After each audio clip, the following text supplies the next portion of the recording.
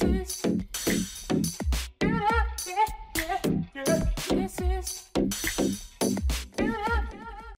yo, the intro was hot, right?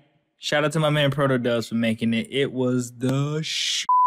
But we ain't worried about that today. What's happening, everybody? It's your boy Lambo Calrissian, and today we're talking about the build-up. This is episode 18. And ladies and gentlemen of the jury, of the group, of the whatever y'all is, Grease got them goddamn hands, and I love it.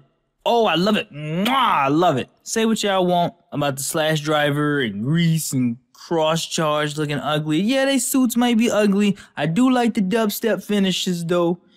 And we seen some very interesting stuff go on in this episode. It kind of gives us a more idea of who's who in terms of ranking and how we're going to look at it for the rest of the episodes until we see a new power-up come up. As it stands right now, apparently the Slash Driver has the ability to pull 100% of the essence of a Slash Jelly or a full bottle from it, meaning that anybody who uses any of those items in conjunction with a Slash Driver is going to get 100% of its full power, meaning that when you transform, you're going to be at a high level immediately. The drawback to this, however, is that with the use of all of the essence of the energy, what will happen is you will get more nebula gas exposed to you, meaning that the same stuff that turned people aggressive in the Pandora's box is something that you constantly coat in your body in, making you more aggressive, more feral, and more willing to fight. I get the drawbacks, but man, that suit, that driver, all that stuff is good, yo. It's mad strong. We already knew Grease was going to be pretty powerful because he was the leader of the 3 hard smashes, and at the time those 3 hard smashes were giving Sento and Ryuga a run for their money. Actually, it was mollywopping them all day when they were in base form. It took Rabbit Tank sparking as well as a cross charge with the Slash Drive in order to keep up with him. That's absolutely you had to kind of put that in perspective. You had to scale that to get there. Now those same 3 got whooped by them. And then Grease comes and beat Cross Charge. Cross Charge technically beat all 3 of the smashes by itself.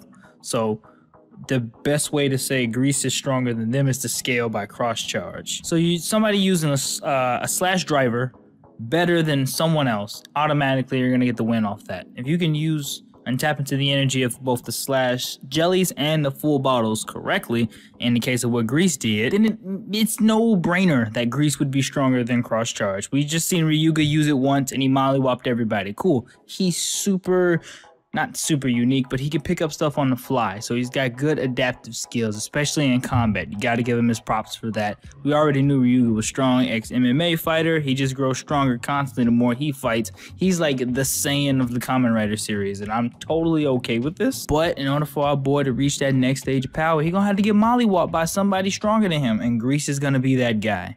From the beginning of their fight, you could tell that this was just a completely different ball game for each. Grease was handling this with experience and kind of finessed on Cross Charge the whole time. He was just kind of moving around and dodging them, doing a lot of extra hits and actually kind of showing off. It was really interesting how he's like in the middle of combat just finessing on him, almost as if he wasn't just a problem to him at all. And like I said, anybody who can play with a character as somebody who's, get off me, you're not on my level, I can just do this to you.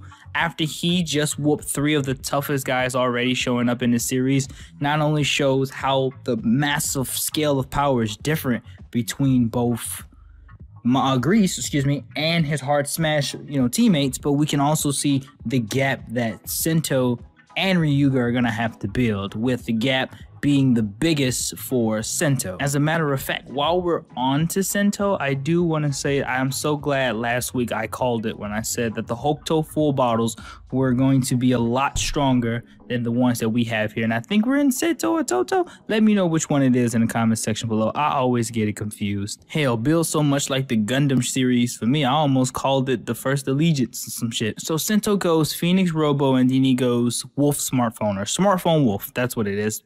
Smartphone Wolf, and both of these forms are substantially way more powerful than any of the best matches he's seen thus far, with the exception of RTS, of course.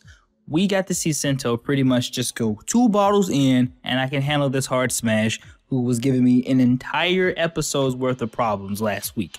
So the amount of energy or the power gap that they had immediately shrunk. This, however, comes with the fact that he didn't get to keep them long because he got his ass whooped by, well, he took an L for Ryuga, And then he got the Hokuto bottles yanked from him, so he probably won't be using those for a while. So RTS is going to be the only way he's going to be able to keep up with these guys. But it's safe to say, yeah, Hokuto has got some shit. They got some good stuff on their hands. The only thing that I have here that brings up a lot of extra questions for me here is, what did they do to their full bottles? How did they get their full bottles? And how did they create the essence that they did to make it more powerful than the ones that we have? If we had Phoenix Robo around the time Bloodstark was kind of making his moves, RTS wouldn't have mattered. Phoenix Robo would have been able to handle it. I think Phoenix Robo is way more powerful than RTS is right now. Not in terms of just capabilities, but I'm thinking in terms of just raw power. Like I said, he went Vortex Finish. Ooh, why did I try to say that terribly? He tried to go Vortex Finish on one of the hard smashes. He didn't try, he actually succeeded. Hit him, and my man rolled over like, hey, I'm done, I'm out of here. You mollywop me, it's game over. And that's an amazing amount of power. Like I said, just a week ago, he was getting his ass whooped. But, hey, we just got to see.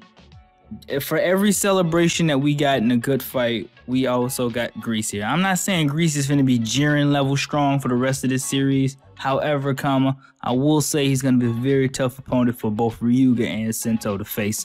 And I think Sento is going to be cheating in the next couple episodes and doing something crazy with a funny old man that we all know and love. But I'm going to go ahead and keep this video short. I mean, it wasn't really a whole lot to digest here other than what the full bottles can do and what the Slash Driver does. The Slash Driver is way more superior than the Build Driver is comparatively, because it gains 100% of both a full bottle and a Slash Jelly's essence at this not at the same time, but one of them, as opposed to using two as the Build Driver does. So it's interesting to see what are the Hokuto full bottles or this new transformation going to be something that can put Build on top again or back in the ropes, or is Grease going to be the main guy? Let me know in the comment section below what you think. If you guys want to power scale anybody of the guys in the series so far, don't hesitate to throw it in the comment section as well. We can debate, we can go back and forth on it.